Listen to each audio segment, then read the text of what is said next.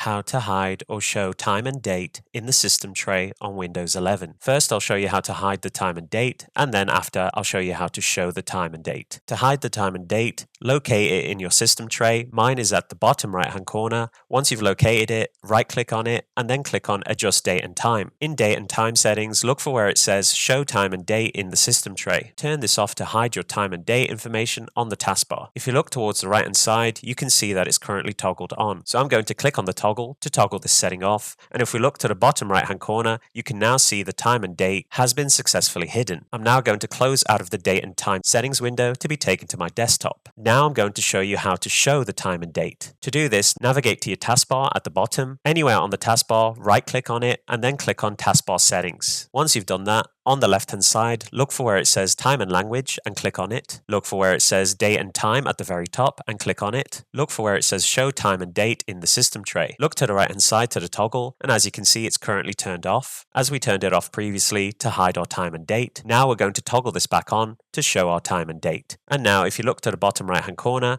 you can see that the time and date is now showing again in the system tray. Okay, so that pretty much concludes this short video on how to hide or show time and date in the system tray on Windows 11. If you enjoyed this video, be sure to give it a like, comment down below, and most importantly of all, subscribe to support the channel. I'll see you on the next video. Why is it so hard to let you go?